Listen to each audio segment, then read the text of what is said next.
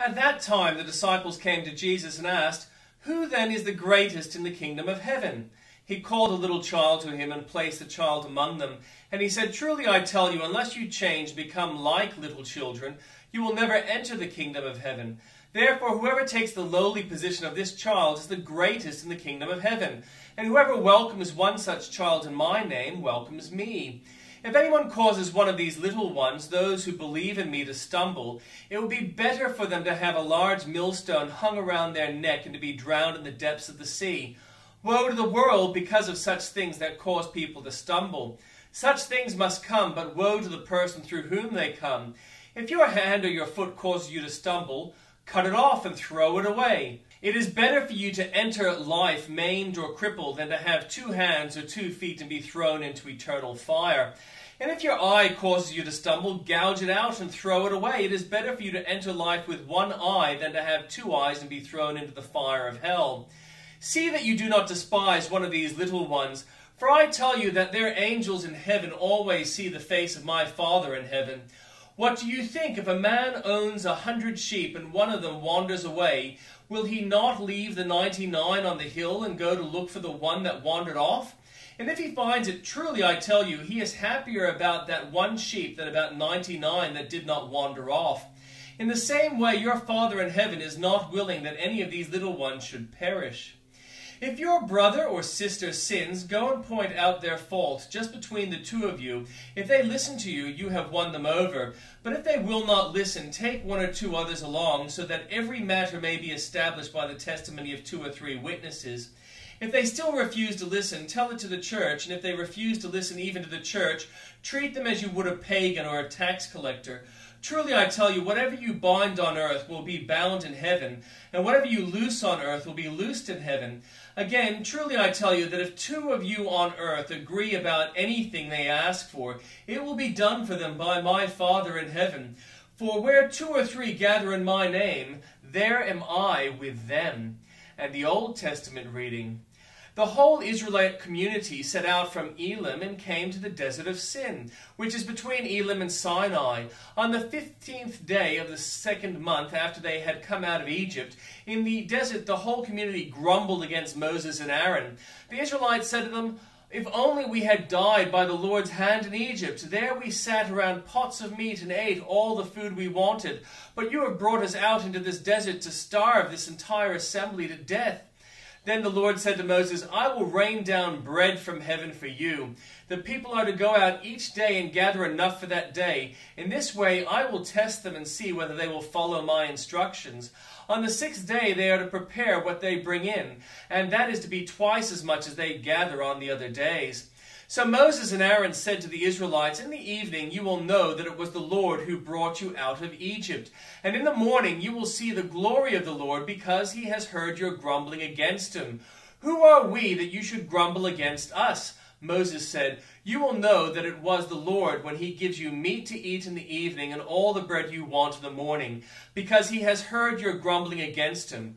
Who are we? You are not grumbling against us, but against the Lord."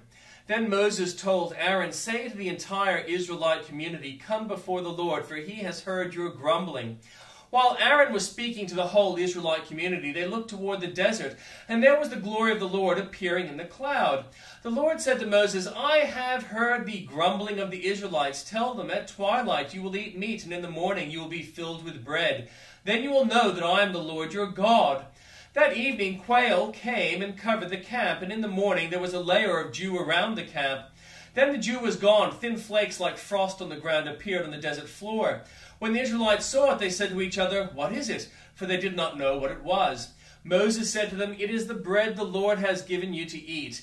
This is what the Lord has commanded. Everyone is to gather as much as they need. Take an omer for each person you have in your tent." The Israelites did as they were told. Some gathered much, some little. And when they measured it by the omer, the one who gathered much did not have too much, and the one who gathered little did not have too little. Everyone had gathered just as much as they needed. Then Moses said to them, "No one is to keep any of it until morning." However, some of them paid no attention to Moses. They kept part of it until morning, but it was full of maggots and began to smell. So Moses was angry with them. Each morning everyone gathered as much as they needed, and when the sun grew hot, it melted away. On the sixth day, they gathered twice as much, 2 omers for each person. And the leaders of the community came and reported this to Moses. He said to them, "This is what the Lord commanded. Tomorrow is to be a day of Sabbath rest, a holy Sabbath to the Lord. So bake what you want to bake and boil what you want to boil. Save whatever is left and keep it until morning." So they saved it until morning as Moses commanded, and it did not stink or get maggots in it. "Eat it today," Moses said, "because today is a Sabbath to the Lord. You will not find any of it on the ground today. 6 days you are to gather it, but on the 7th day, the Sabbath, there will not be any." Nevertheless, some of the people went out on the 7th day to gather it, but they found none. Then the Lord said to Moses, "How long will you refuse to keep my commands and my instructions? Bear in mind that the Lord has given you the Sabbath. That is why on the 6th day he gives you bread for 2 days. Everyone is to stay where they are on the 7th day. No one is to go out." So the people rested on the 7th day. The people of Israel called the bread manna. It was white like coriander seed and tasted like wafers made with honey. Moses said, "This is what the Lord has commanded. Take an omer of manna and keep it for the generations to come, so they can see the bread I gave you to eat in the wilderness when I brought you out of Egypt." So Moses said to Aaron, "Take a jar and put an omer of manna in it. Then place it before the Lord to be kept for the generations to come." As the Lord commanded Moses, Aaron put the manna with the tablets of the covenant law so that it might be preserved. The Israelites ate manna for 40 years until they came to a land that was settled. They ate manna until they reached the border of Canaan. An omer is 1/10 of an ephah. The whole Israelite community set out from the desert Sin, traveling from place to place as the Lord commanded. They camped at Rephidim, but there was no water for the people to drink. So they quarreled with Moses and said, "Give us water to drink." Moses replied, "Why do you quarrel with me? Why do you put the Lord to the test?" But the people were thirsty for water there, and they grumbled against Moses. They said, "Why did you bring us up out of Egypt to make us and our children and livestock die of thirst?" Then Moses cried out to the Lord, "What am I to do with these people? They are almost ready to stone me." The Lord answered Moses, "Get out in front of the people, take with you some of the elders of Israel, and take in your hand the staff with which you struck the Nile, and go. I will stand there before you by the rock at Horeb. Strike the rock, and the waters will come out of it for the people to drink." So Moses did this in the sight of the elders of Israel, and he called the place Massah and Meribah, because the Israelites quarreled, and because they tested the Lord, saying, "Is the Lord among us or not?" The Amalekites came and attacked the Israelites at Rephidim. Moses said to Joshua, "Choose some of our men and go out to fight the Amalekites. Tomorrow I will stand on top of the hill with the staff of God in my hands." So Joshua fought the Amalekites as Moses had ordered, and Moses, Aaron, and Hur went to the top of the hill. As long as Moses held up his hands, the Israelites were winning, but whenever he lowered his hands, the Amalekites were winning. When Moses' hands grew tired, they took a stone and put it under him, and he sat on it. Aaron and Hur held up his hands up, one on one side and one on the other, so that his hands remained steady until sunset. So Joshua overcame the Amalekite army with the sword. Then the Lord said to Moses, "Write this on the scroll as something to be remembered, and make sure that Joshua hears it, because I will completely blot out the name of Amalek from under heaven." Moses built an altar and called it, "The Lord is my banner." He said, "Because hands were lifted up against the throne of the Lord will be at war against the Amalekites from generation to generation." Now Jethro, the priest of Midian and father-in-law of Moses, heard of everything God had done for Moses and for his people Israel, and how the Lord had brought Israel out of Egypt. After Moses had sent away his son Zipporah, his father-in-law Jethro received her and her 2 sons. One son was named Gershom, for Moses said, "I have become a foreigner in a foreign land." And the other was named Eleazar, for he said, "My father's God was my helper. He saved me from the sword of Pharaoh." Jethro, Moses' father-in-law, together with Moses' son-in-law, came to him in the wilderness, where he was camped near the mountain of God. Jethro had sent word to him, "I, your father-in-law Jethro, am coming to you with your wife and her 2 sons." So as Moses went out to meet his father-in-law and bowed down and kissed him, they greeted each other and went into the tent. Moses told his father-in-law about everything the Lord had done to Pharaoh and the Egyptians for Israel's sake, and about the hardships they had met along the way and how the Lord had saved them. Jethro was delighted to hear about all the good things the Lord had done for Israel in rescuing them from the hands of the Egyptians.